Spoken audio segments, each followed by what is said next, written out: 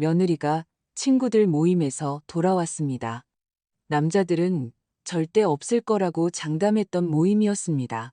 아들이 출근 준비를 서두르며 화장실에 먼저 들어가야겠다고 말했지만 며느리는 아들을 거칠게 밀어냈습니다. 잠깐만요. 아들이 소리쳤습니다. 이게 뭐야? 제가 달려 들어갔을 때 며느리는 드레스를 벗고 있었고 아들의 얼굴은 경악으로 굳어 있었습니다. 저는 제 눈을 믿을 수 없었습니다. 당신이 여기 있어서 다행입니다. 이 영상을 보고 계신다면 좋아요를 누르고 채널을 구독해주세요. 그리고 댓글로 제 복수 이야기를 어디서 듣고 계신지 알려주세요. 제 이야기가 얼마나 멀리 퍼졌는지 알고 싶습니다. 동이 트기도 전 창문으로 희미한 빛이 스며들어 작은 부엌을 비출 때 잠에서 깼습니다. 지난 30년 넘게 제 손에 익숙해진 공간이었습니다.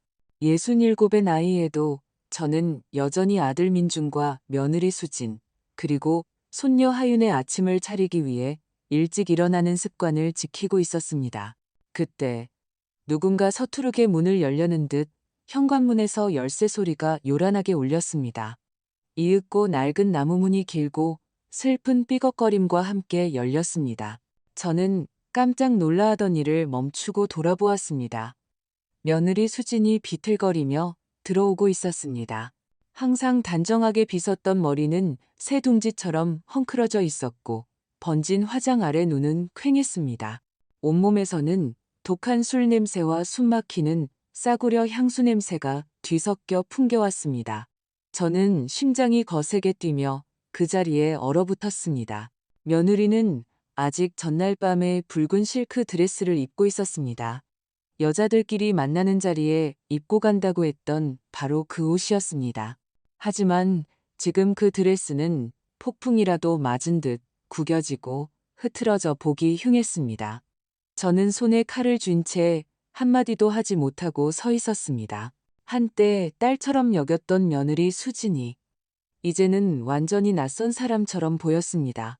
가슴이 답답해지며 끔찍한 일이 벌어질 것 같은 불길한 예감이 피어올랐습니다. 식탁에서 색칠 공부를 하던 하윤이가 엄마를 올려다보며 맞고시니 난 목소리로 말했습니다. 엄마, 오셨어요? 하지만 수지는 꿈에서 막 깨어난 사람처럼 움찔할 뿐이었습니다. 아이의 순진한 눈길을 피하며 그녀는 마지못해 손을 흔들며 대답했습니다. 응, 우리 딸, 밥 잘 먹고 있어.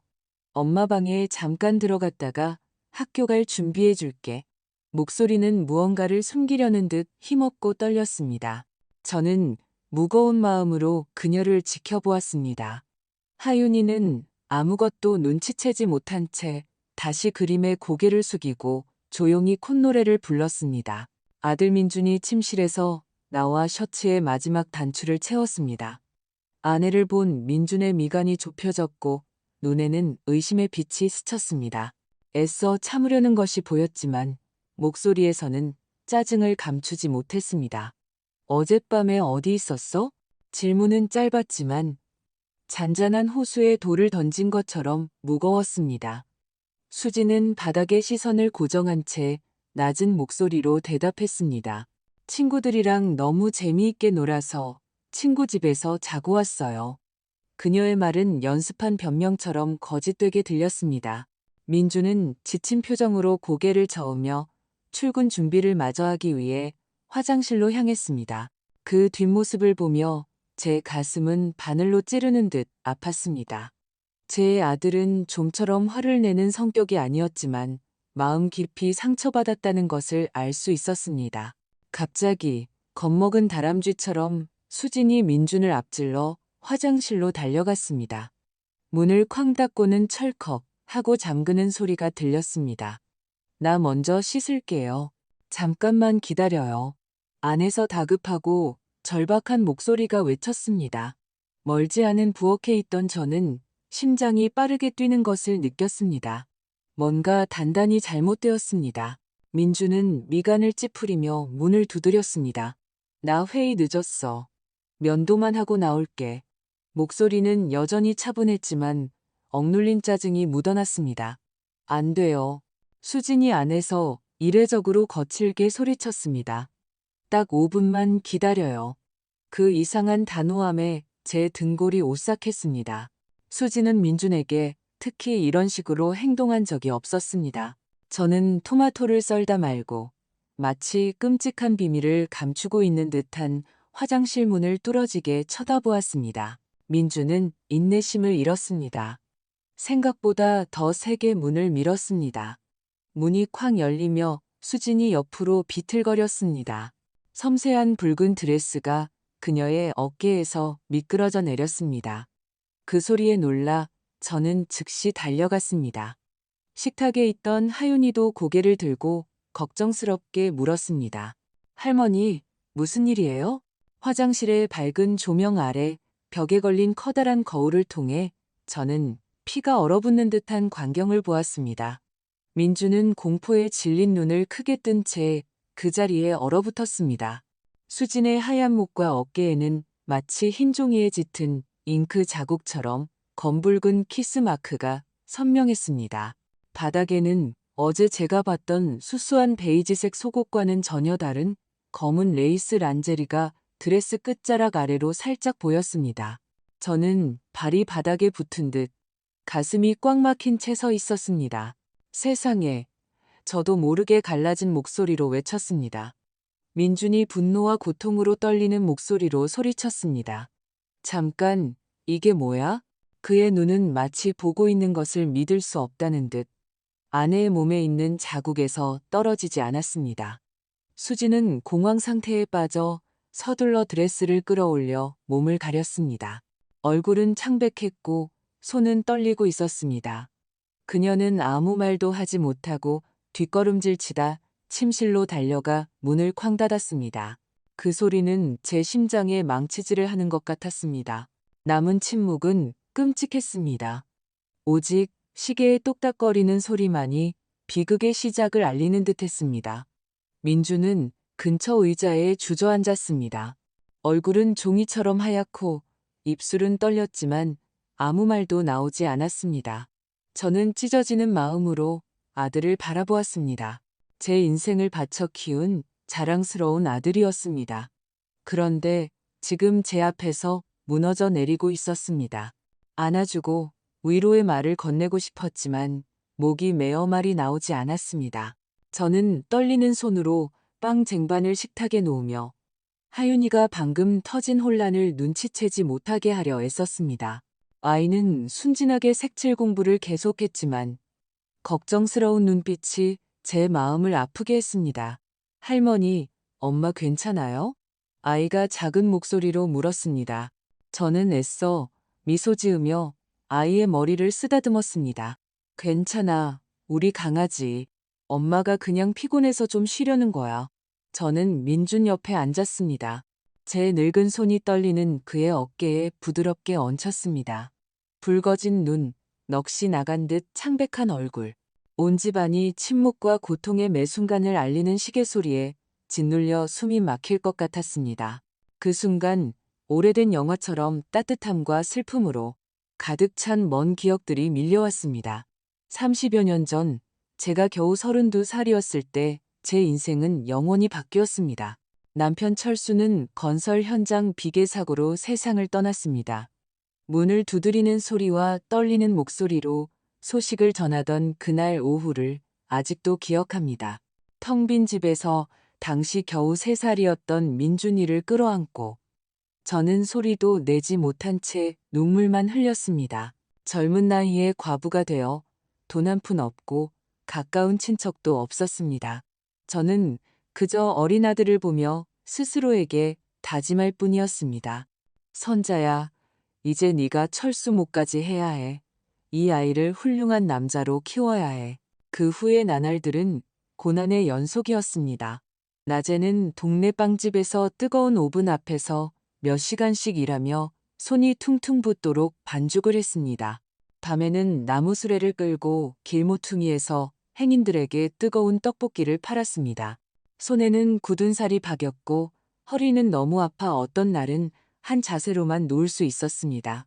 하지만 작은 침대에서 입가에 우유를 조금 묻힌 채 깊이 잠든 민준이를 볼 때마다 모든 피로가 사라졌습니다. 네가 잘 먹고 학교만 잘 다닐 수 있다면 나는 뭐든 참을 수 있어. 저는 되뇌었습니다.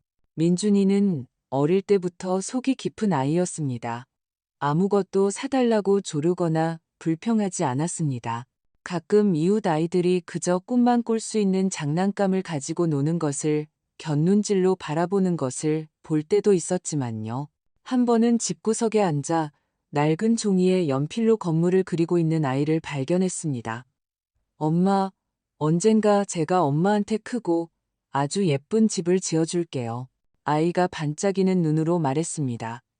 저는 그저 미소 지으며 아이의 머리를 쓰다듬었고 속으로 그 꿈이 이루어지기를 기도했습니다. 민준이가 서울대학교 건축학과에 합격한 날, 저는 밤새 울었습니다.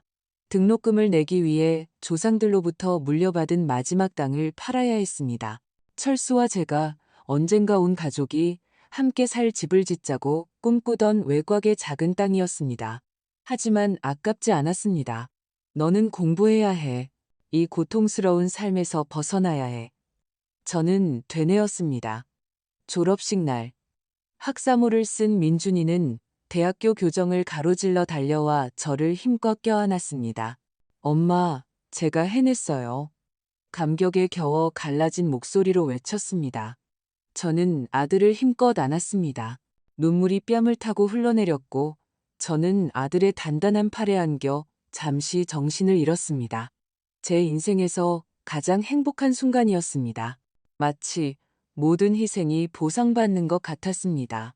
몇 년 후 민준이는 수진을 만났습니다. 처음 저에게 소개하던 날을 아직도 기억합니다. 수진은 하늘색 원피스를 입고 햇살처럼 달콤한 미소를 지으며 집에 들어왔습니다. 저를 안아주고 다정하게 어머니라고 부르며 근처 들판에서 꺾어온 들국화 한 다발을 선물했습니다. 어머니, 민준 씨한테서 말씀 많이 들었어요. 오늘 뵙게 되어 정말 기뻐요. 부드럽고 따뜻한 목소리로 말했습니다. 저는 그녀의 눈을 보았습니다. 진심이 느껴졌고 과부의 마음은 위안을 받았습니다. 내 아들이 좋은 아가씨를 골랐구나. 희망에 가득 차 생각했습니다. 수지는 매우 세심했습니다. 종종 작은 선물을 들고 집에 찾아왔습니다. 때로는 직접 만든 제만병을, 때로는 꽃이 수놓아진 손수건을 가져왔습니다. 제가 허리가 아플 때면 옆에 앉아 마사지를 해주며 부동산 사무실에서 일어난 재미있는 이야기들을 들려주었습니다. 저는 민준이를 행복하게 해주기 때문만이 아니라 제가 더 이상 혼자가 아니라고 느끼게 해주었기 때문에 그녀를 사랑했습니다. 이제 나도 딸이 하나 더 생겼네. 한 번은 제가 민준에게 말했고 그는 환하게 웃으며 수진의 손을 꼭 잡았습니다.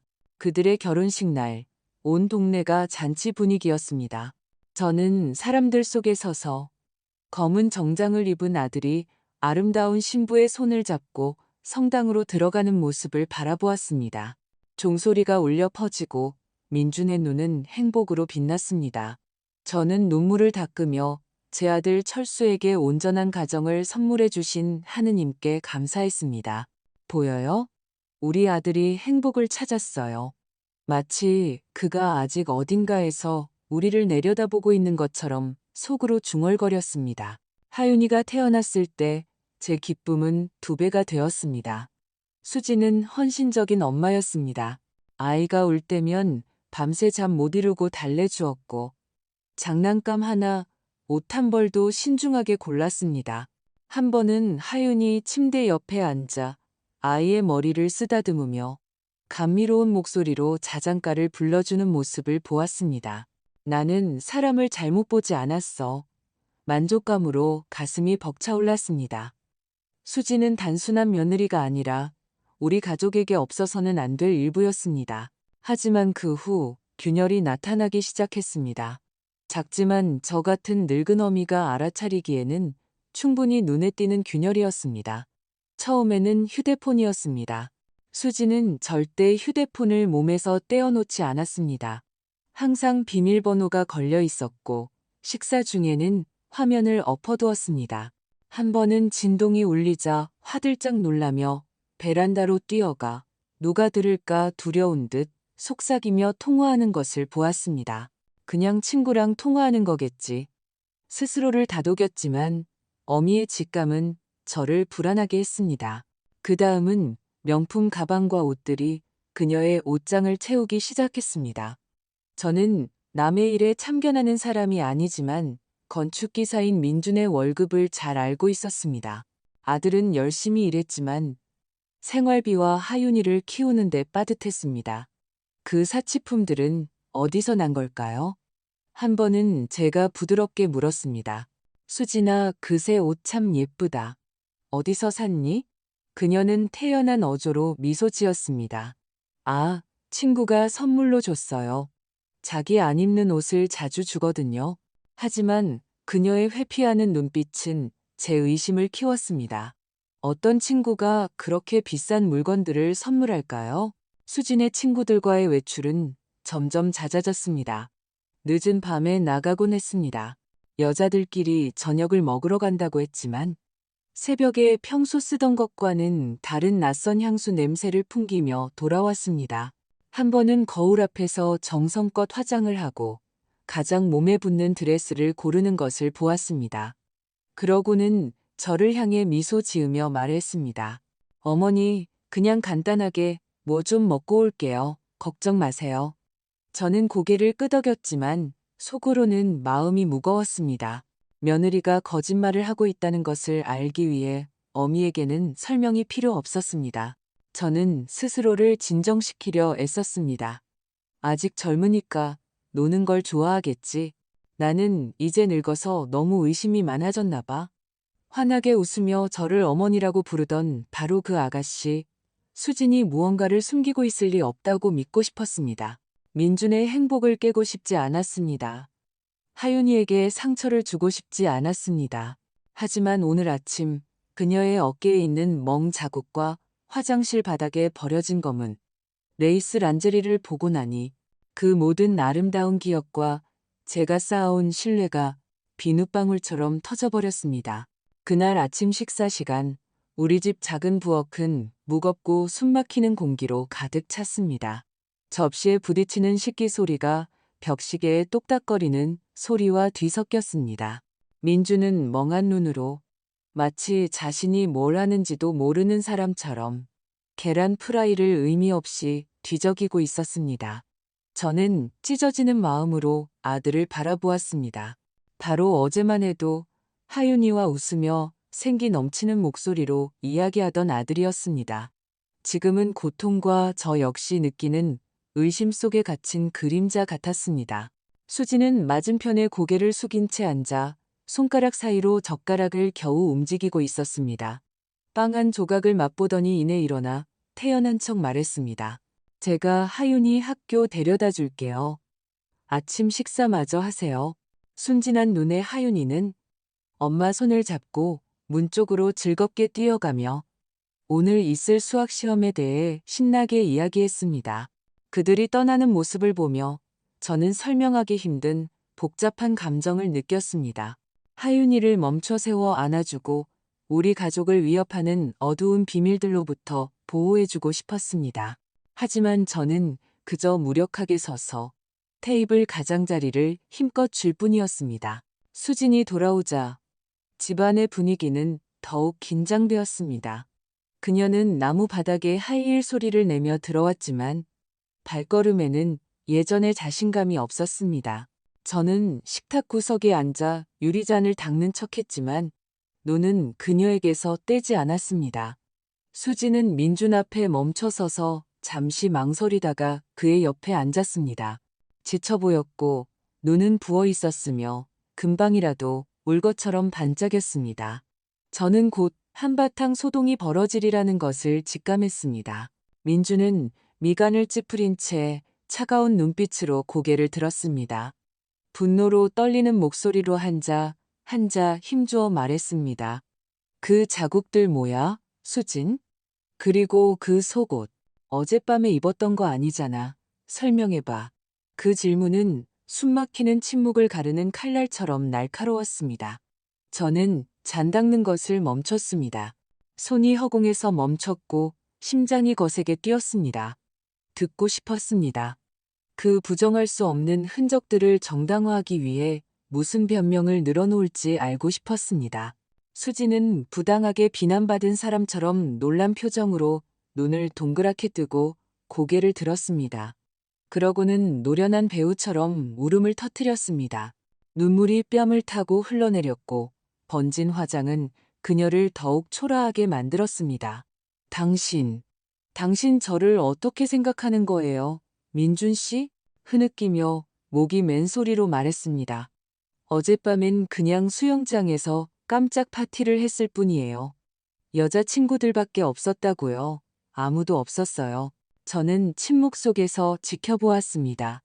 속으로는 폭풍이 몰아치고 있었지만요. 수영장 파티? 저는 기억을 더듬었습니다. 어젯밤 그녀는 친구들과 저녁만 먹는다고 했습니다. 수영장이나 파티 이야기는 없었습니다. 그 거짓말은 너무 어설펐습니다. 하지만 겁에 질린 그녀의 눈빛이 제 피를 차갑게 식혔습니다. 무언가를 숨기고 있었습니다. 그건 확실했습니다. 수지는 고통을 참으려는 듯 떨리는 목소리로 계속 말했습니다. 우리끼리 재미있게 놀고 있었는데 친구들이 아직 옷 입은 저를 물에 밀어 넣었어요. 속옷이 다 젖어서 친구 걸 빌려 입어야 했어요. 제가 그러고 싶었겠어요? 그녀는 두 손으로 얼굴을 가렸습니다. 남편의 불신을 견딜 수 없다는 듯 어깨가 들썩였습니다. 민주는 여전히 미간을 찌푸린 채 멍이 아직 선명한 그녀의 목에서 시선을 떼지 않았습니다. 그럼 이 자국들은? 고통과 분노가 뒤섞인 더 낮은 목소리로 물었습니다. 넘어졌다고는 하지마, 수진. 그녀는 즉시 손을 들어 짜증 섞인 투로 자국을 가렸습니다. 그냥 벌레 물린 자국이에요.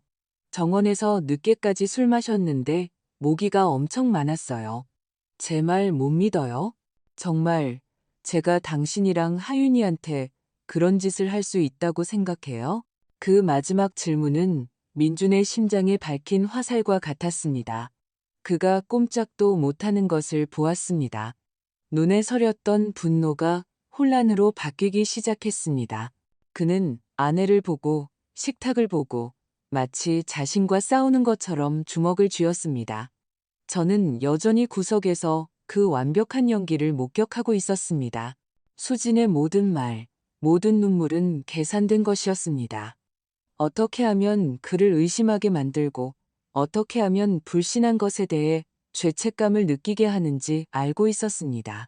저는 일어나서 모든 것이 거짓말이라고, 그 멍은 벌레 물린 자국이 아니라고, 그 검은 레이스 란제리는 빌린 것일 리 없다고 소리치고 싶었습니다. 하지만 참았습니다.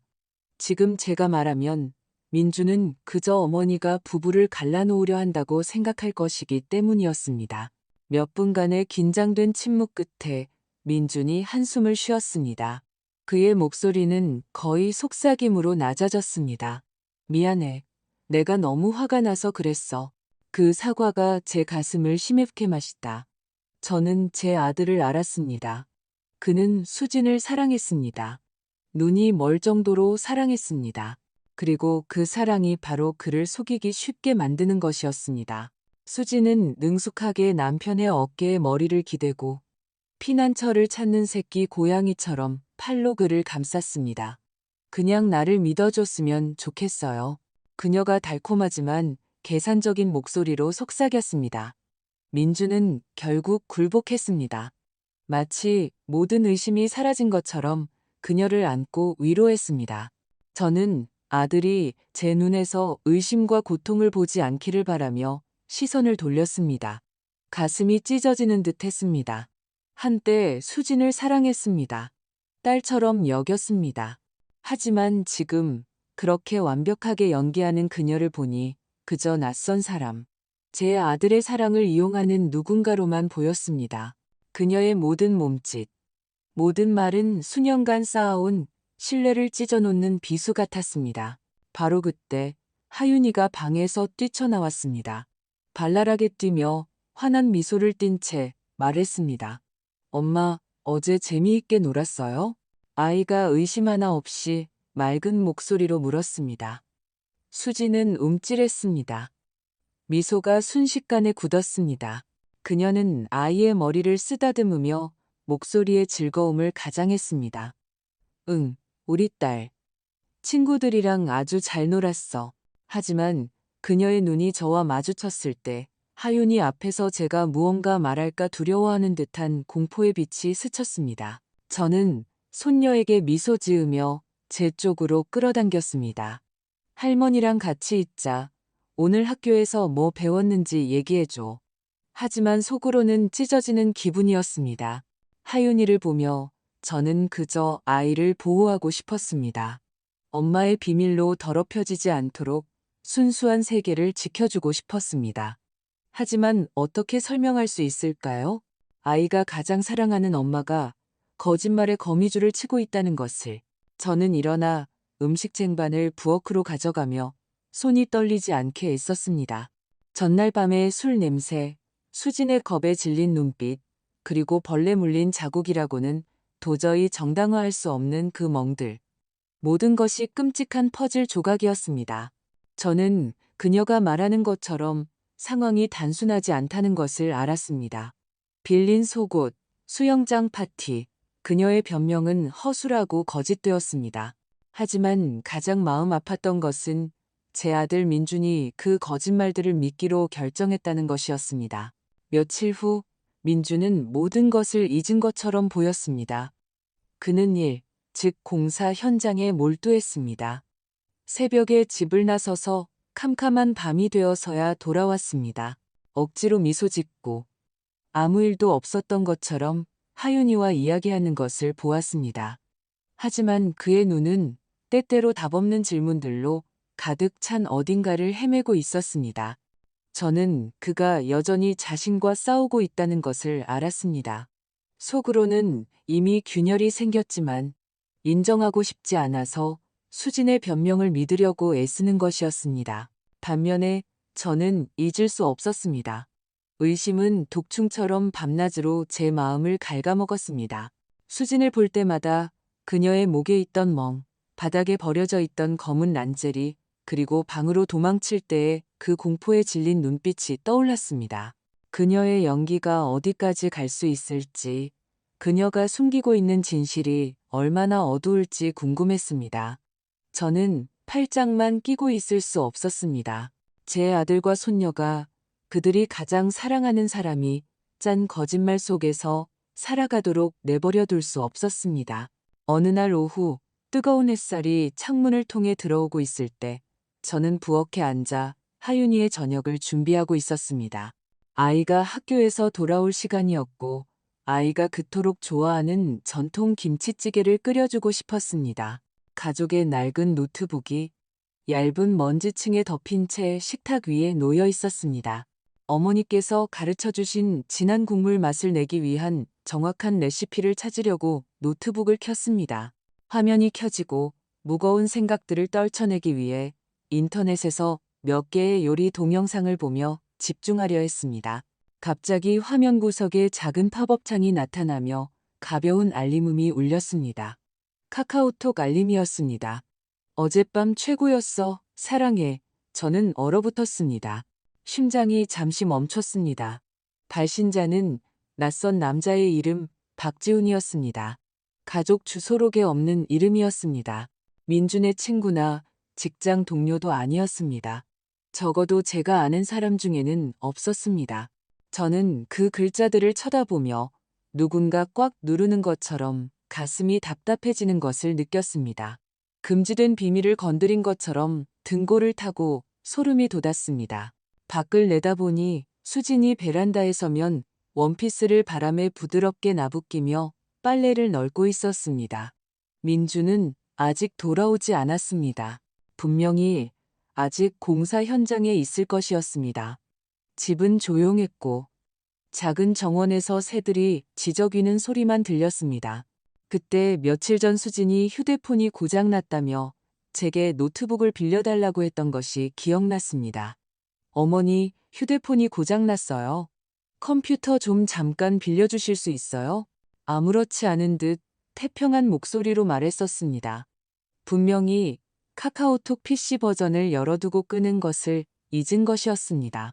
저는 마음을 진정시키기 위해 심호흡을 하고 떨리는 손으로 커서를 카카오톡 아이콘으로 옮겼습니다. 화면이 열리고 더러운 세계가 제 눈앞에 펼쳐졌습니다. 저는 넘어지지 않기 위해 지지대가 필요한 것처럼 테이블 가장자리를 꽉 잡은 채 얼어붙었습니다. 달콤한 말과 음란한 말이 뒤섞인 수십 개의 로맨틱한 대화창이 나타났습니다. 한 줄 한 줄이 심장을 찌르는 칼날 같았습니다. 남자는 한 명이 아니었습니다. 여러 명, 각기 다른 사람들이었습니다. 커서를 내리자 모든 메시지, 모든 사진이 얼굴을 정면으로 맞는 것 같았습니다. 경찰서장이라고 자신을 소개한 남자는 이렇게 썼습니다. 여기 있어, 내 사랑. 아무것도 두려워하지 마. 상사님으로 저장된 다른 남자. 분명 그녀의 옛 상사일 텐데 5성급 레스토랑에서의 호화로운 저녁 식사 영수증과 함께 이런 메시지를 보냈습니다. 어젯밤 내 향기가 그리워.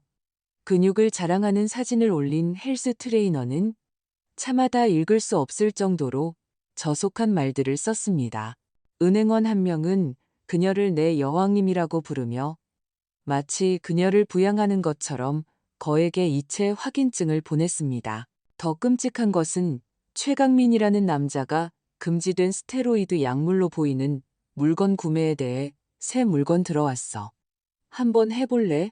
같은 은어를 사용하며 대화하고 있었다는 것입니다. 숨쉬기가 힘들었습니다. 가슴이 억눌리는 것 같았습니다. 호텔 방에서 찍은 도발적인 란제리, 차림의 수진 사진들이 연달아 선명하게 나타났습니다. 보고 싶지 않았지만 제 눈은 화면에 고정되었습니다. 모든 단어, 모든 이미지가 어미의 심장에 더 깊이 밝히는 칼날이었습니다. 저는 수진을 사랑했습니다. 딸처럼 여겼습니다. 그녀가 하느님께서 민준에게, 우리 가족에게 주신 선물이라고 믿었습니다. 하지만 이제 모든 것이 거짓, 역겨운 진실을 숨기기 위해 꾸며진 연극임이 드러났습니다. 제 손이 걷잡을 수 없이 떨렸습니다. 저는 서둘러 제 휴대폰을 꺼내 화면을 하나하나 캡처했습니다. 모든 사진, 모든 메시지, 조심스럽게 저장하고 즉시 제 휴대폰으로 전송했습니다. 마치 1초라도 지체하면 모든 것이 사라질까 두려운 것처럼요. 이 증거들로 무엇을 할지는 몰랐지만 보관해야 한다는 것, 제 아들과 손녀를 지켜야 한다는 것은 알았습니다. 할머니, 배고파요. 하윤이의 목소리가 방에서 울려 퍼지며 저를 현실로 확 잡아당겼습니다. 저는 깜짝 놀라 즉시 대화창을 닫고 아무 일도 없었던 척했습니다. 재빨리 눈물을 닦고 억지로 미소를 지으며 방으로 들어가 아이를 안아주었습니다. 우리 강아지, 밥 다 됐어. 밥 먹자. 저는 목소리가 흔들리지 않게 애쓰며 말했습니다. 하윤이는 맑은 눈으로 저를 보더니 제 손을 잡고 부엌으로 끌었습니다. 아이를 보니 그저 꽉 안아주고 싶었습니다. 엄마가 숨기고 있는 끔찍한 비밀들로부터 아이를 지켜주고 싶었습니다. 몇 분 후 수진이 아무 일 없었다는 듯 태연하게 부엌으로 들어왔습니다. 어머니, 컴퓨터 쓰셨어요? 잘 되던가요? 매일 짓던 그 달콤한 미소를 입에 문 채 부드러운 목소리로 물었습니다. 저는 목소리가 떨리지 않게 했으며 그녀를 보았습니다. 그냥 요리법 좀 찾아봤어. 컴퓨터 잘 되더라. 그녀는 고개를 끄덕이고 돌아서서 빨래를 계속했습니다. 세상이 아무렇지도 않다는 듯이.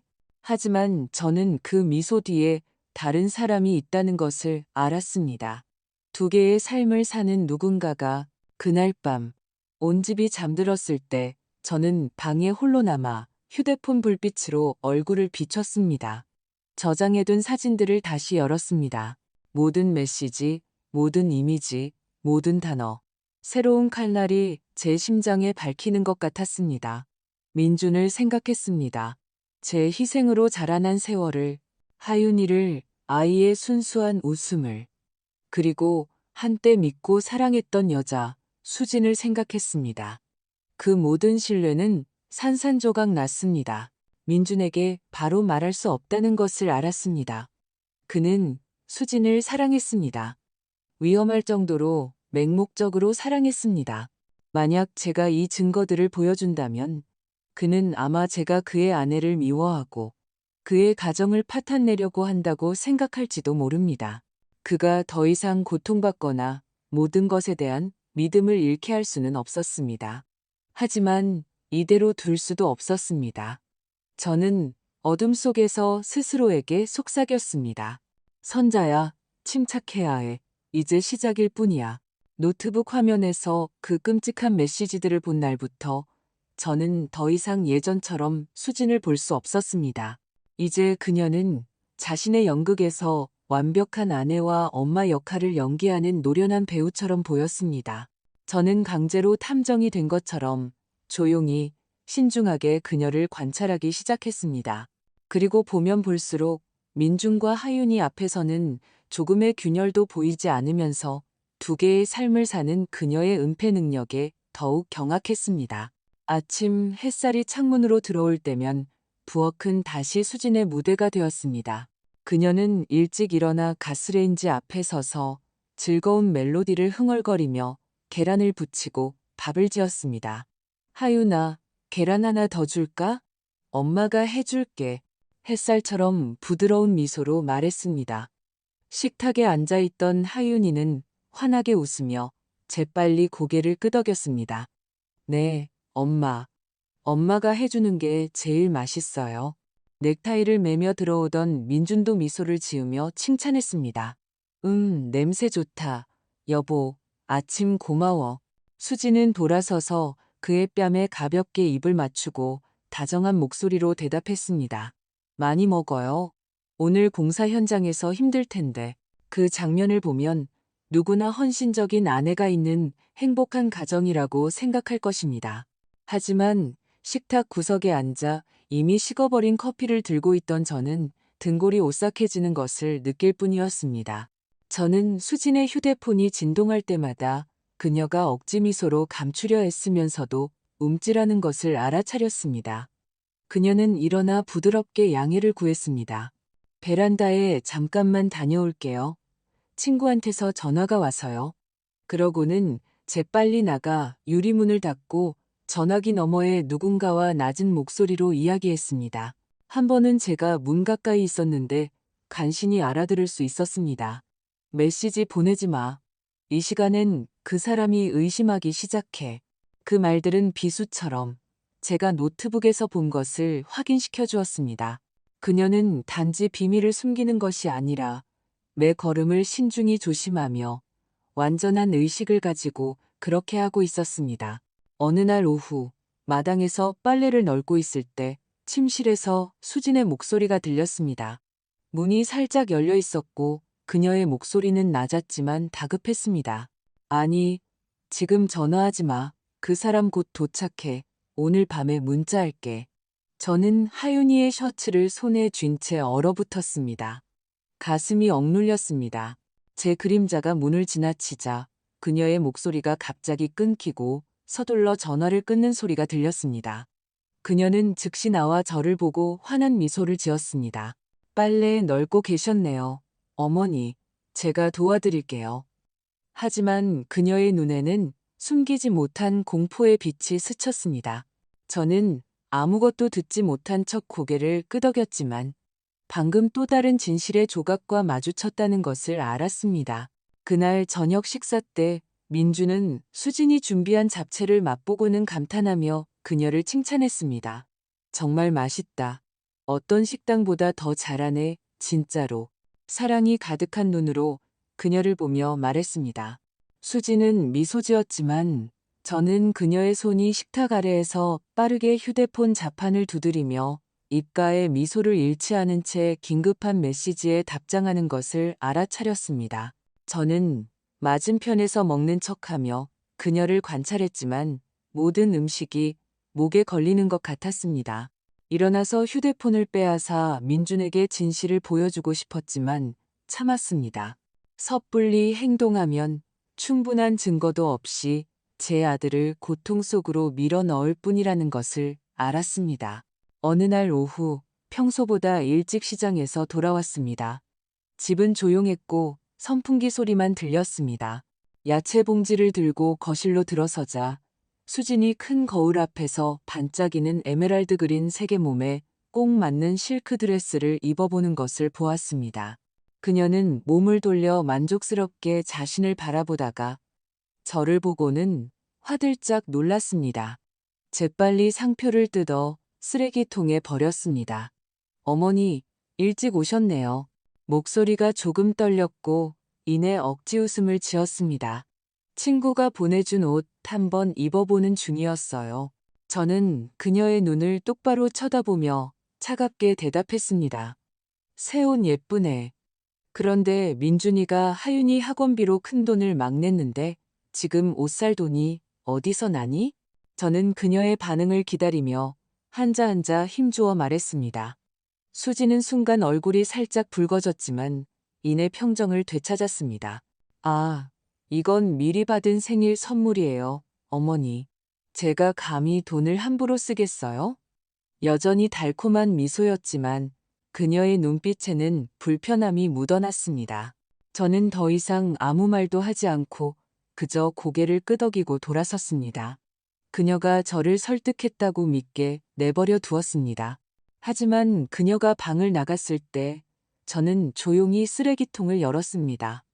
구겨졌지만 여전히 읽을 수 있는 영수증 조각이 거기 있었습니다. 350만 원.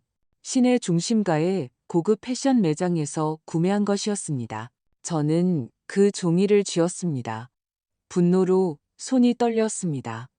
민주는 쉬지 않고 일했습니다. 때로는 공사 현장에서 긁힌 상처로 가득한 손으로 집에 돌아왔습니다. 단지 가족을 부양하기 위해서였습니다. 그러는 동안 그가 사랑하는 아내 수지는 어디서 난 돈인지 모를 돈으로 사치를 부리고 있었습니다. 저는 그 영수증을 블라우스 주머니에 넣었습니다. 그 친구들의 선물의 출처를 밝혀내기로 결심했습니다. 심지어 순진한 제 손녀 하윤이조차도 본의 아니게 이 진실의 퍼즐 조각이 되었습니다. 어느 날 밤 제가 스웨터를 떠주고 있을 때 하윤이가 제 무릎에 앉아 속삭였습니다. 할머니, 엄마가 유라 이모랑 자주 나가요.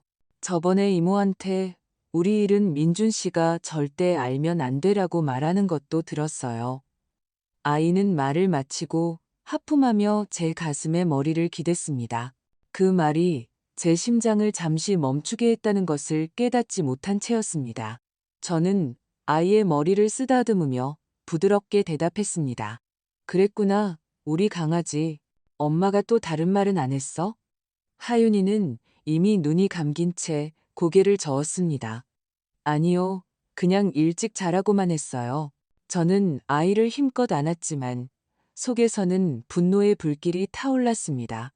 어린아이조차 이상함을 느끼는데 그런데도 제 아들 민주는 여전히 맹목적으로 아내를 믿고 있었습니다. 긴 밤들은 더 이상 평온하지 않았습니다. 모두가 잠들었을 때 저는 방에 홀로 남았습니다. 책상에 희미한 불빛이 제 늙은 얼굴을 비췄습니다. 예전에는 요리법을 보거나 전통음악을 듣는 데만 사용했던 낡은 노트북이 이제는 거짓과 죄악의 세계로 통하는 창이 되었습니다. 수진이 무심코 열어둔 카카오톡 계정을 열자 새로운 메시지들이 파도가 해안을 때리듯 연달아 밀려와 제게 남은 작은 희망마저 앗아갔습니다. 매일 밤 민준과 하윤이가 잠들었을 때 저는 떨리는 손으로 대화들을 훑으며 그곳에 앉아 있었습니다. 복잡하고 끔찍한 애인들의 네트워크가 속임수로 만들어진 거미줄처럼 그려졌습니다. 경찰서장님이라는 남자가 있었습니다. 그는 그녀를 내 인형이라고 부르며 내가 여기 있으니 아무것도 두려워할 필요 없어라고 약속했습니다. 이 상황에서 그 말은 보호가 아니라 그녀가 그 남자의 힘으로만 덮을 수 있는 문제에 휘말렸다는 은밀한 위협이었습니다. 그 다음에는 전 직장 상사, 한때 좋은 지인으로 들었던 부유한 남자가 있었습니다. 그는 어젯밤 내 향기가 아직도 기억나 같은 문구와 함께 고급 레스토랑에 영수증 사진을 보냈습니다. 저는 그 엄청난 액수의 계산서를 보며 몸서리쳤습니다. 민주는 공사 현장에서 허리가 휘도록 일했습니다. 그의 손은 가족을 부양하기 위해 굳은 살로 가득한데 수지는 우리가 한 번도 발 디뎌 본 적 없는 곳에서 저녁 식사를 하고 있었습니다. 근육을 자랑하는 셀카를 보내는 헬스 트레이너는 더욱 노골적이었습니다. 그는 저속한 메시지를 썼습니다. 자기야, 빨리 헬스장으로 돌아와. 보고 싶어 미치겠어. 저는 그의 말뿐만 아니라 수진이 하트와 애교 섞인 문구로 답장하는 방식에 역겨움을 느꼈습니다. 유부남인 은행원은 정기적으로 돈을 보냈습니다. 모든 이체 내역에는 하트와 함께 나만 믿으면 아무 걱정 없어라는 문구가 따라붙었습니다. 저는 그 수백만 원짜리 이체 확인증을 보며 내 아들의 행복을 이 모든 것과 바꾼 건가? 라고 자문했습니다. 하지만 가장 끔찍했던 것은 스테로이드를 밀매하던 그 최강민이라는 남자였습니다. 그의 메시지는 새로운 물건과 다음 여행에 대한 암호로 가득했습니다. 그 용어들을 완전히 이해하지는 못했지만 좋은 일이 아니라는 것은 알았습니다. 한 번은 수진이 그에게 보낸 지시 메시지를 읽었습니다. 낮에는 전화하지 마. 민준 씨가 들을 수도 있어. 그 말들은 비수처럼 그녀가 모든 것을 숨기면서 완전히 의식적이고 계산적이라는 증거였습니다. 그녀는 유혹의 희생자가 아니었습니다. 자신이 무엇을 하고 있는지 정확히 아는 냉정한 사람이었습니다. 화면을 캡처하면서 혐오감이 밀려왔습니다. 모든 메시지, 모든 사진을 조심스럽게 저장하고 제 휴대폰과 민준이 예전의 문서를 저장하는데 사용했던 낡은 USB에도 백업했습니다. 언젠가 수진이 카카오톡 PC 버전을 로그아웃하고 모든 증거를 지워버릴까 두려웠습니다. 그렇게 되게 둘 수는 없었습니다. 그 증거들은 고통스럽지만 제 아들과 손녀를 지킬 유일한 무기였습니다. 어느 날 밤 대화창을 확인하다가 수진이 옛 상사에게 보낸 음성 메시지를 무심코 열었습니다. 그녀의 가볍고 애교 섞인 웃음소리가 들렸습니다. 그 사람은 너무 순진해요. 큰애기 같아요. 절대 날 의심하지 않을 거예요. 그 달콤하지만 독이 든 목소리에 숨이 멎는 것 같았습니다. 저는 멈춰서서 가슴에 손을 얹고 눈물을 참았습니다. 아내를 사랑하고 신뢰하기 위해 모든 마음을 바친 제 아들 민준이 그녀에게는 속이기 쉬운 순진한 사람으로 묘사되고 있었습니다. 아침에 민준이 출근하기 전 아내에게 다정한 눈빛으로 입맞추던 모습이 떠올랐습니다. 그 장면을 목격할 때마다 마치 배신이 저 자신을 향한 것처럼 영혼이 찢어지는 기분이었습니다. 저는 낡은 공책에 모든 것을 기록하기 시작했습니다. 예전에는 요리법이나 메모를 적던 그 공책이 이제는 어두운 비밀의 일기장이 되었습니다. 날짜, 시간, 각 메시지의 내용, 심지어 각 캡처 화면의 번호까지 기록했습니다. 마치 큰 전투를 준비하기 위해 서류를 정리하는 것처럼 모든 세부 사항을 신중하게 보관했습니다. 수진의 가면을 벗기려면 명확하고 반박할 수 없는 증거가 있어야 한다는 것을 알았습니다. 어느 날 오후 하윤이의 옷을 개고 있을 때 민준이 공사 현장에서 긴 하루를 보낸 후 지친 얼굴로 들어왔습니다. 그는 제 옆에 앉아 한숨을 쉬었습니다. 엄마, 요즘 수진이가 너무 쇼핑을 많이 해요. 어제도 새 가방을 들고 왔더라고요. 친구들이 선물해 줬다는데 억지로 웃었지만 그의 눈에는 의심의 빛이 스쳤습니다. 저는 그를 똑바로 쳐다보며 목소리를 낮췄습니다. 정말 그렇게 믿니? 그런 물건들 싸지 않잖아. 민주는 잠시 침묵하다가 어깨를 으쓱했습니다. 그렇겠죠, 엄마. 걔가 거짓말할 이유가 없잖아요. 그 말들이 제 가슴을 심해게 마시다. 제 아들 민주는 여전히 아내를 믿기로 선택하고 있었습니다. 속으로는 그 역시 스스로를 속이고 있다는 것을 알았지만요. 저는 진실을 소리치고 싶었습니다. 제가 모아온 메시지, 사진, 증거들을 보여주고 싶었습니다. 하지만 이성이 저를 막았습니다. 제가 서두르면 민주는 저를 믿지 않을 것이라는 것을 알았습니다. 어머니가 며느리를 질투하고 가정을 파괴하려 한다고 생각할 것입니다. 그럴 수는 없었습니다. 기다려야 했습니다. 제 아들을 더 이상 망가뜨리지 않고 수진의 가면을 벗길 정확한 순간과 방법을 찾아야 했습니다. 그날 밤 온 집이 잠들었을 때 저는 방에 홀로 앉아 공책을 펼쳐 놓았습니다. 빽빽하게 들어찬 글자들과 캡처 화면들을 보며 어깨에 무거운 짐을 느꼈습니다. 하윤이를, 그 순수한 미소를, 매일 밤 저를 안고 순진한 꿈 이야기를 하던 모습을 생각했습니다. 민준을, 그를 키우기 위해 희생했던 세월을, 그가 좋은 남자로 성장하는 것을 보며 느꼈던 자부심을 생각했습니다. 그리고 한때 딸처럼 사랑했지만 이제는 이 가정을 파괴하고 있는 수진을 생각했습니다. 그 순간 제 안에 강철 같은 결심이 솟아났습니다. 네가 진실을 볼 만큼 현명하지 못하다면 이 어미가 널 위해 해주마.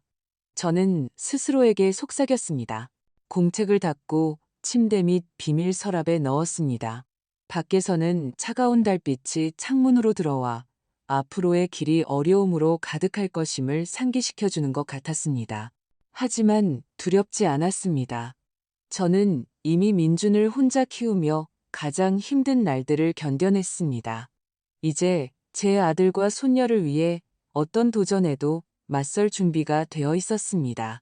어느 날 오후 황금빛 햇살이 창문으로 스며들어 부엌에 갓 씻어놓은 접시 더미를 비추고 있었습니다. 저는 접시 하나하나를 닦으며 마음을 다른 곳에 두려고 애썼습니다.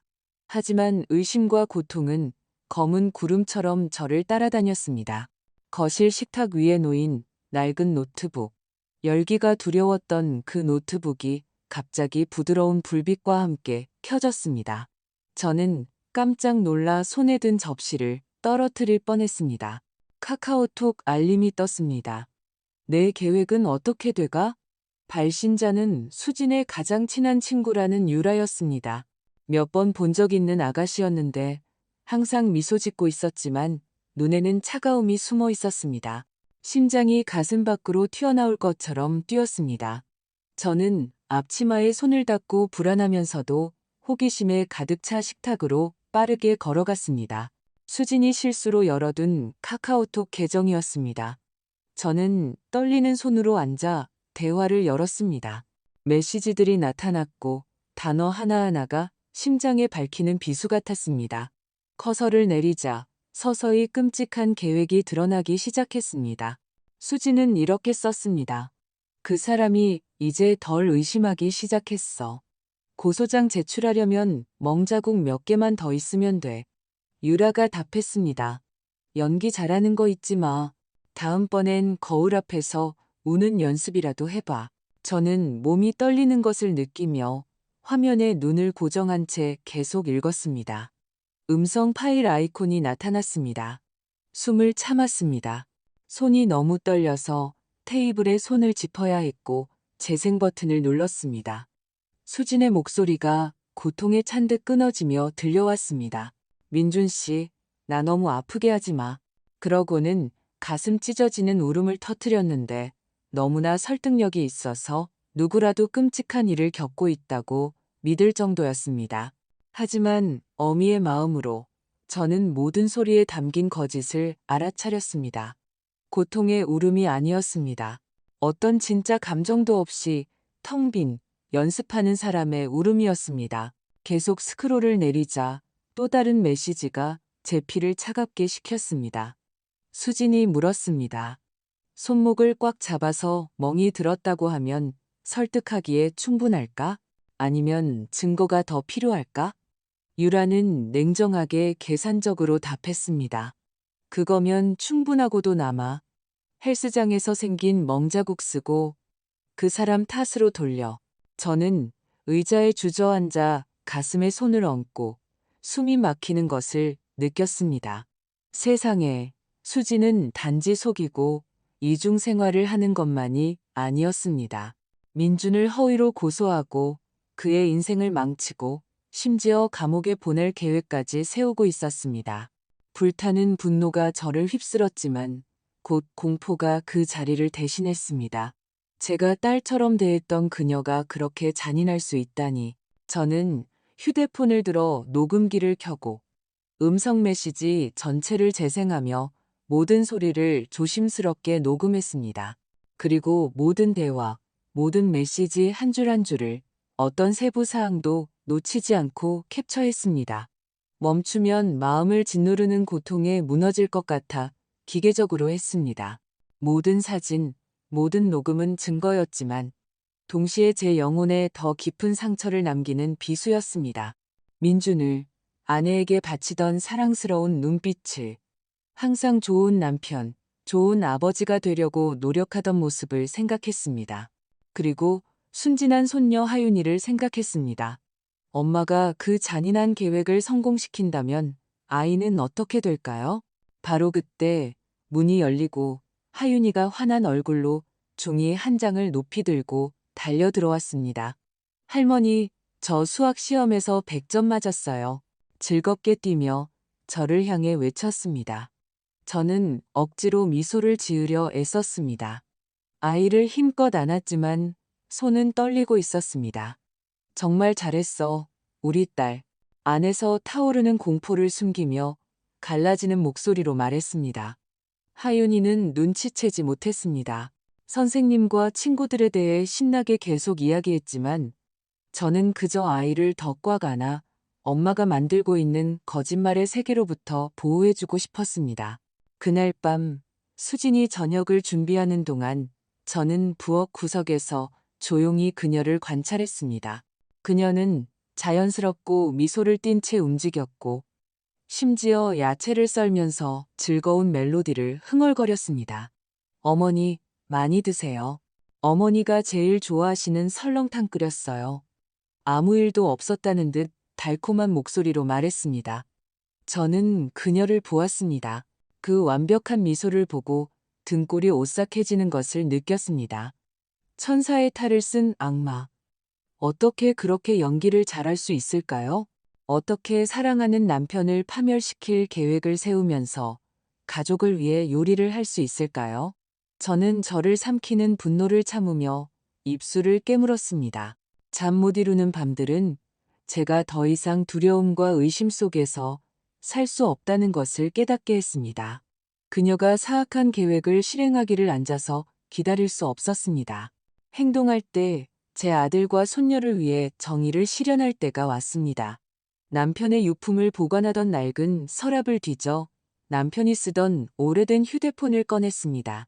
몇 년 동안 얇은 먼지층에 덮여 있었지만 여전히 작동했습니다. 장거리 여행을 위해 사두었던 예비 유심칩을 끼우고 저와 연결될 흔적이 없는 익명의 이메일 계정을 만들었습니다.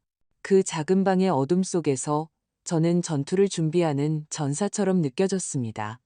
가슴은 결의로 가득 찼지만 막 하려는 일 때문에 떨리고 있었습니다.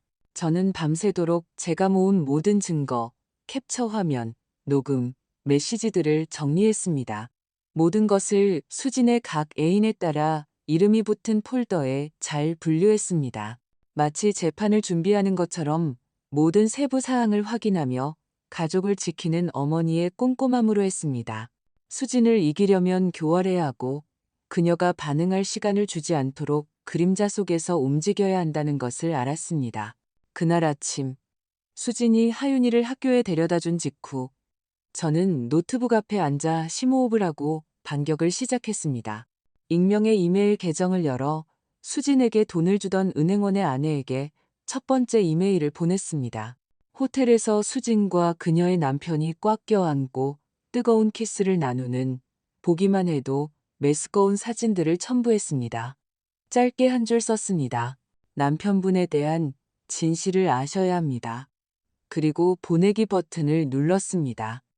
마치 연못에 돌을 던진 것처럼 심장이 거세게 뛰었습니다. 그날 오후 온 동네가 소란스러웠습니다. 은행원 집에서 물건 깨지는 소리와 섞인 비명이 터져 나왔습니다.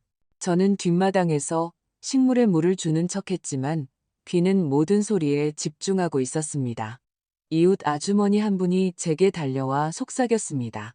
선자씨, 저기 김 부장님 댁 난리 났어요.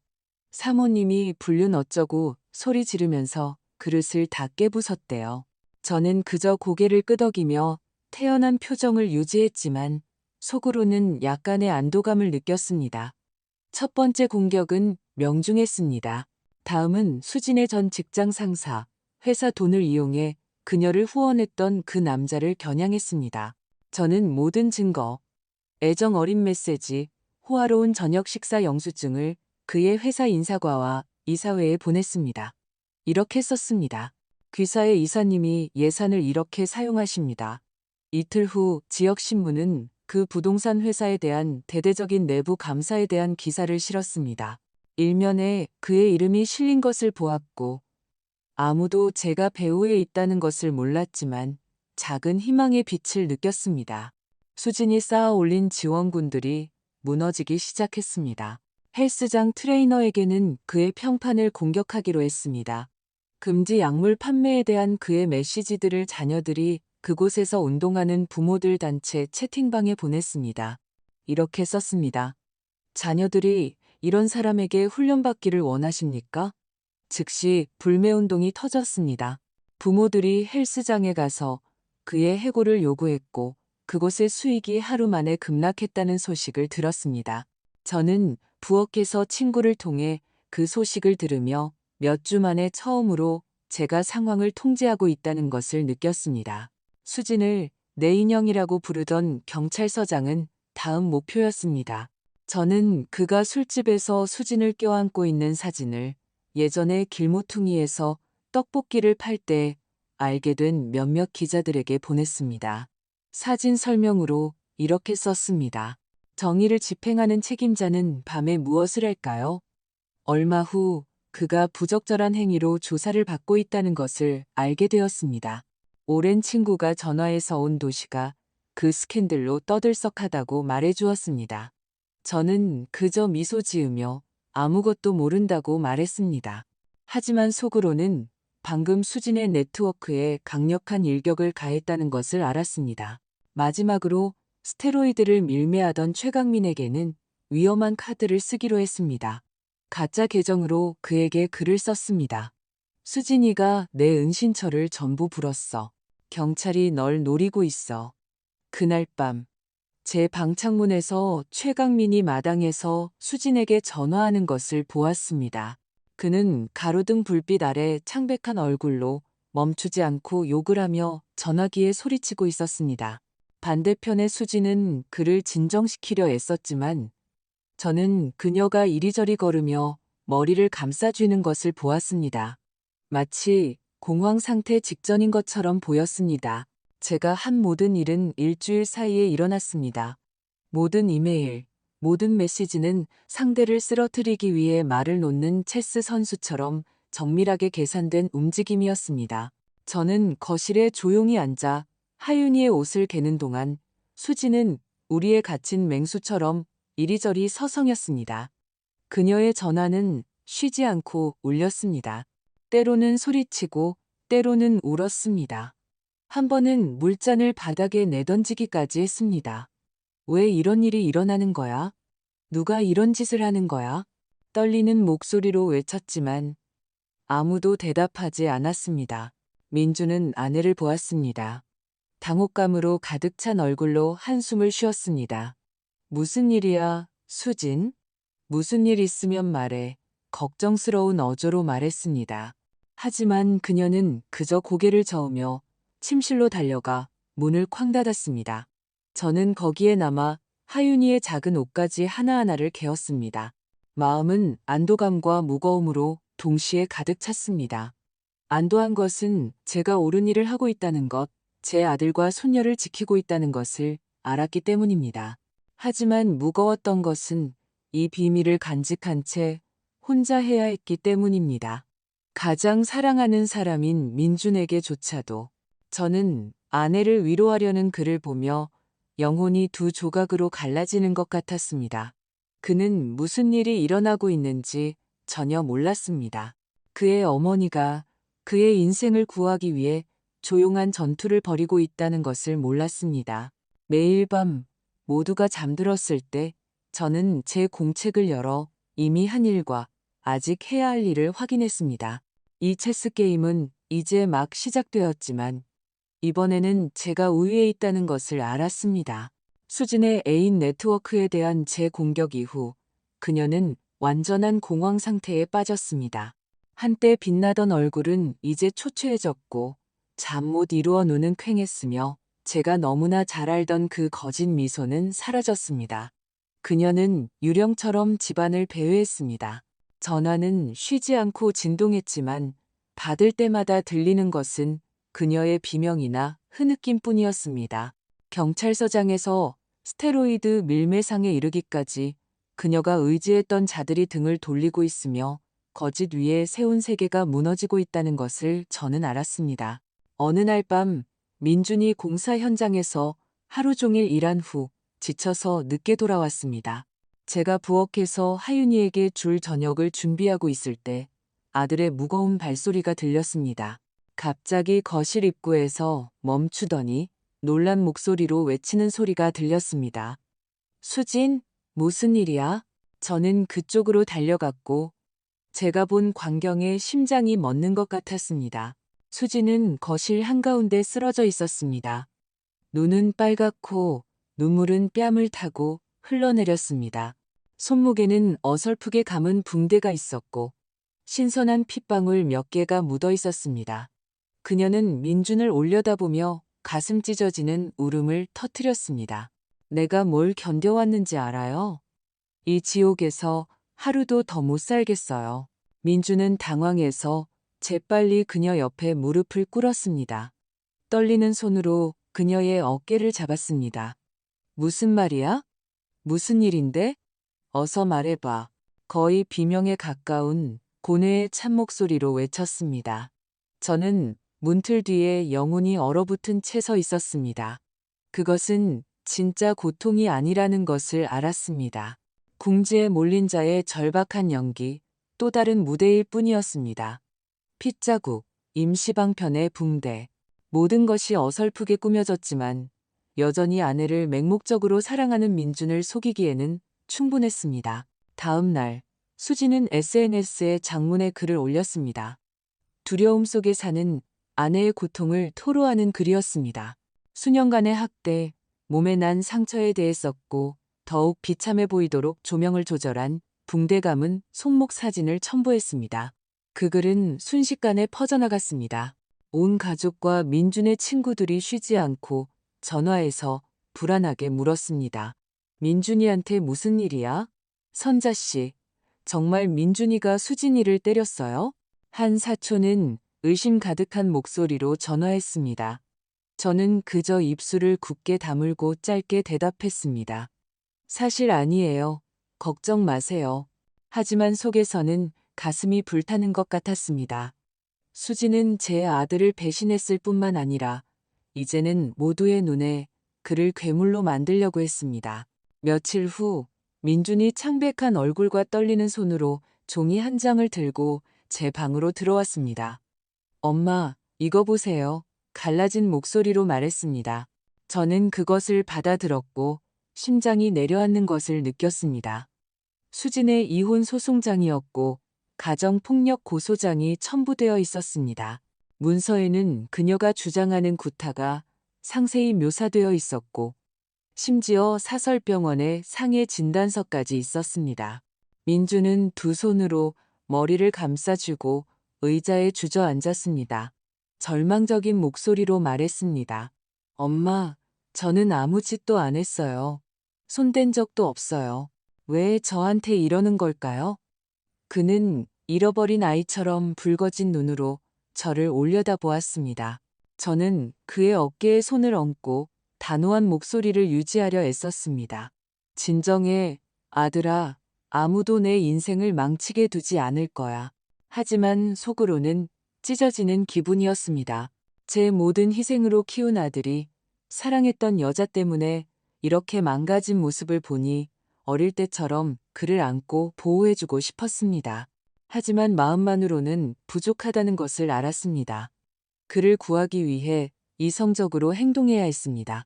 그날 오후 수진과 그녀의 가장 친한 친구 유라가 SNS에서 라이브 방송을 했다는 것을 알게 되었습니다. 영상에서 두 사람은 울면서 민준이 폭력적인 남자이며 수진이 몇 년간 두려움 속에서 살았다고 말했습니다. 유라는 눈물을 흘리며 말했습니다. 더 이상 제 친구가 고통받는 걸 볼 수 없어요.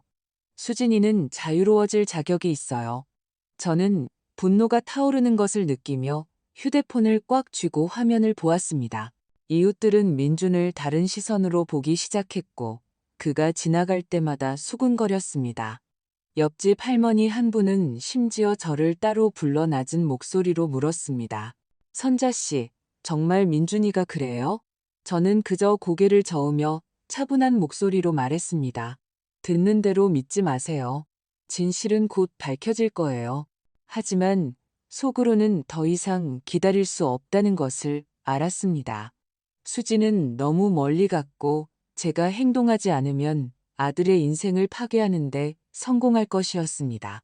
그날 밤 지치고 절망적인 얼굴의 민준이 짐을 싸기 시작했습니다. 더 이상 여기 못 있겠어요, 엄마. 쉰 목소리로 말했습니다. 그 여자가 이혼하고 싶으면 그렇게 하라고 해요. 하윤이가 부모 싸우는 모습 보게 하고 싶지 않아요. 그가 여행 가방을 끌었지만 저는 그의 손을 잡고 막았습니다. 너는 아무 데도 안 가, 단호하게 말했습니다. 여기는 내 집이야. 남아서 맞서야 해. 내가 이 모든 걸 뒤집을 충분한 증거를 가지고 있어. 민주는 불신에 찬 눈으로 저를 보았지만 그의 눈에는 희망의 빛이 스쳤습니다. 엄마, 무슨 말씀이세요? 그가 물었습니다. 저는 대답하지 않았습니다. 그를 제 방으로 데려가 옷장을 열고 제가 준비해둔 서류 가방을 꺼냈습니다. 안에는 제가 모아온 모든 증거가 들어 있었습니다. 수진과 그녀의 애인들과의 대화 캡처 화면, 학대 장면을 연습하는 그녀의 녹음 파일, 사치품 구매 영수증, 그리고 민준을 비방하려는 계획에 대한 메시지까지 한꺼번에 모든 것을 보면 그가 감당하지 못할 것을 알았기 때문에 그 순간에는 보여주지 않았습니다. 나를 믿어. 제가 말했습니다. 내가 모든 걸 처리할게. 다음 날 아침, 저는 돌아가신 남편의 오랜 친구인 오 변호사 사무실로 갔습니다. 그는 진지하고 머리는 이미 희끗희끗했지만 날카로운 눈빛과 권위 있는 목소리를 가진 남자였습니다. 저는 서류 폴더를 테이블 위에 놓았습니다. 각 파일, 각 녹음 파일을 열었습니다. 오 변호사는 그것들을 검토하고 페이지를 넘기고 한마디 말도 없이 각 오디오를 들었습니다. 마친 후 그는 저를 올려다보며 단호하게 고개를 끄덕였습니다. 박선자 여사님, 이것은 단순한 증거가 아닙니다. 아드님을 구할 열쇠입니다. 제가 이 사건을 맡겠습니다. 저는 안도의 한숨을 내쉬었습니다. 마치 어깨를 짓누르던 큰 짐이 풀려난 것 같았습니다. 어둠 속에서 헤매던 몇 주 만에 처음으로 터널 끝에서 빗줄기를 보았습니다. 재판날, 저는 아주 일찍 일어났습니다. 마음은 무거웠지만 결의로 가득 차 있었습니다. 온 가족이 서울중앙지방법원에 모였고 그곳의 공기는 긴장감으로 가득했습니다. 수진의 소송에 대한 소식은 이미 퍼져나가 복도를 가득 메운 기자들과 구경꾼들이 수군거리며 손가락질했습니다. 저는 민준에 대한 대화 조각들을 들을 수 있었습니다. 아내에게 폭력적인 남자로 고소당한 제 아들. 저는 하윤이의 손을 꽉 잡고 아이를 진정시키려 애썼지만 속으로는 희망과 두려움 사이에 아슬아슬한 줄 위를 걷는 기분이었습니다. 법정 안으로 수지는 완벽하게 꾸며진 피해자의 모습으로 들어섰습니다. 단정한 검은색 원피스를 입고 머리는 자연스럽게 풀었으며 약해 보이도록 창백하게 화장한 얼굴이었습니다. 옆에는 그녀의 친구 유라가 굳은 표정으로 가까운 증인 역할을 하고 있었습니다. 수지는 고개를 숙이고 때때로 두 손을 깍지 끼고 손수건으로 눈물을 닦으며 정말 비극의 희생자인 것처럼 행동했습니다. 그녀를 보니 그저 일어나 진실을 소리치고 싶었지만 참았습니다. 제 순간이 올 것이라는 것을 알았습니다. 민주는 제 옆에 손을 꽉 쥔 채 떨면서 앉았습니다. 그를 보니 며칠 전에 고통스러운 얼굴이 아니었습니다. 이제는 모든 것에 맞설 준비가 된 듯한 단호한 눈빛이었습니다. 저는 그의 손을 부드럽게 쥐고 속삭였습니다. 힘내, 아들. 내가 여기 같이 있어. 그는 말없이 고개를 끄덕였지만 그가 제게 거는 신뢰를 느낄 수 있었습니다. 재판이 시작되었습니다. 수진의 변호사. 유창한 목소리의 중년 남자는 학대받는 아내의 비극적인 이야기를 늘어놓았습니다.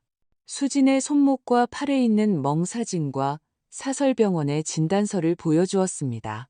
이수진 씨는 몇 년간 두려움 속에서 살아왔습니다. 감정을 실어 말했습니다. 구타뿐만 아니라 통제당하고 위협받았습니다. 유라가 증인석에 올라 민준이 소리치는 것을 듣고 수진이 방에서 혼자 우는 것을 본 적이 있다고 흐느끼며 증언했습니다. 그녀의 연기는 완벽했고 뺨을 타고 흐르는 눈물은 법정 전체에 수군거림을 일으켰습니다. 저는 거기에 앉아 의자 가장자리를 꽉 쥐고 분노를 억눌렀습니다. 유라의 입에서 나오는 모든 거짓말, 수진의 모든 가짜 눈물은 저를 꿰뚫는 칼날 같았습니다. 하지만 저는 지지 않았습니다. 저는 준비되었고 진실이 밝혀질 때가 왔다는 것을 알았습니다. 우리 차례가 되자 오 변호사가 일어나 제가 건넨 서류 가방을 차분하게 열었습니다. 서두르거나 과시하지 않고 그저 법정 중앙의 큰 화면에 증거를 투사해달라고 요청했습니다. 수진과 그녀의 애인들과의 카카오톡 대화가 나타났습니다. 애정 어린 말들, 호텔에서 찍은 사진들, 그리고 금지 약물 매매에 대해 이야기하는 메시지들까지. 법정은 완전한 침묵에 휩싸였습니다. 오직 참석자들의 거친 숨소리만 들렸습니다. 그리고 오 변호사는 녹음 파일을 재생했습니다. 학대당한 척하기 위해 흐느낌과 대사를 연습하는 수진의 목소리였습니다. 민준 씨, 나 너무 아프게 하지 마. 그 가짜 울음소리가 법정 안에 울려 퍼졌고 저는 몇몇 사람들이 믿을 수 없다는 듯 고개를 젓는 것을 보았습니다. 마지막으로 수진과 유라가 민준을 함정에 빠뜨리기 위한 시나리오를 짜는 대화를 제시했습니다. 그 사람이 내 손을 꽉 잡아서 멍이 들었다고 하면 설득하기에 충분할까? 수진의 말이 화면에 나타났습니다. 유라의 얼굴이 창백해졌습니다. 그녀는 말을 잇지 못하고 더듬거렸습니다. 오 변호사가 물었습니다. 이 메시지들에 대해 설명할 것이 있습니까? 수진은 그 순간 더 이상 피해자 이미지를 유지할 수 없었습니다. 벌떡 일어나 제정신이 아닌 듯 소리쳤습니다. 거짓말이에요. 전부 다 거짓말이라고요. 저 사람이 날 망치려고 전부 조작한 거예요. 목소리는 갈라졌고 눈은 궁지에 몰린 동물처럼 절망적으로 법정을 훑었습니다. 하지만 오 변호사는 침착하게 대답했습니다. 재판장님, 이 모든 파일은 이수진 씨의 카카오톡 계정에서 직접 나온 것이며 가족용 노트북에 열려 있었습니다. 법원은 메타데이터를 확인하여 그 진위 여부를 확인할 수 있습니다. 재판장이 의사봉을 내리치며 정숙을 요구했습니다. 법정의 긴장감은 끊어지기 직전의 밧줄 같았습니다. 심장이 거세게 뛰는 것을 느꼈지만 두려움 때문이 아니라 서서히 스며드는 안도감 때문이었습니다. 저는 우리가 이기고 있다는 것을 알았습니다. 제가 증언할 차례가 되었습니다. 저는 일어서서 증인석으로 나아가 법정을 둘러보았습니다. 수지는 증오의 찬눈으로 저를 쳐다봤지만 신경 쓰지 않았습니다. 심호흡을 하고 확고하고 분명한 목소리로 말했습니다. 박선자는 제 눈으로 이 모든 증거를 발견하고 보관했습니다. 법정 앞에서 모든 것이 진실임을 맹세합니다. 저는 우연히 노트북에 열려있던 수진의 카카오톡 계정을 보게 된 경위와 아들을 지키기 위해 어떻게 각 증거를 수집했는지 이야기했습니다. 민준을 바라보자 그의 눈은 눈물로 가득 차 있었습니다. 고통이 아닌 감사의 눈물이었습니다. 몇 시간의 심리 끝에 재판장은 심의를 요청했습니다. 시간은 영원처럼 느껴졌지만 마침내 재판장이 돌아왔습니다. 의사봉을 내리치고 판결을 낭독했습니다. 피고 이수진은 명예훼손 및 기만 행위에 대해 유죄를 선고한다. 재판부는 김민준에 대한 모든 학대 혐의를 기각한다. 이혼 신청은 승인하며 자녀 김하윤의 양육권은 전적으로 김민준에게 귀속된다. 법정은 다시 수군거림으로 터져 나왔습니다. 수지는 자리에 주저앉아 절망적으로 울었습니다. 민준의 발치까지 기어가 떨리는 목소리로 그의 바지를 붙잡았습니다. 민준 씨, 내가 잘못했어요. 정말 잘못했어요. 제발 용서해줘요. 하지만 그는 그저 그녀를 마지막으로 한 번 쳐다볼 뿐이었습니다. 사랑 없이 오직 연민과 실망만이 담긴 눈으로 그는 부드럽게 그녀의 손을 떼어내고 일어나 저와 함께 법정을 나섰습니다. 저는 아들의 손을 꽉 잡고 속삭였습니다. 다 끝났어. 이제 넌 자유야. 다시는 뒤돌아보지 마. 민주는 쉰 목소리로 고개를 끄덕였습니다. 고마워요, 엄마. 엄마가 아니었다면 제가 어떻게 됐을지 모르겠어요. 저는 아무 말도 하지 않고 그저 그를 안아주었습니다. 마침내 제 마음이 편안해지는 것을 느꼈습니다. 법정 밖, 서울의 눈부신 햇살이 광장을 비추고 있었습니다. 마치 새로운 시작을 알리듯 따뜻하고 맑았습니다. 하윤이가 우리에게 달려와 민준을 안고 기쁘게 웃었습니다. 아빠, 이제 아빠랑 할머니랑 계속 같이 있을 거죠? 그렇죠? 민준은 몸을 숙여 아이의 머리를 쓰다듬으며 다정하게 대답했습니다.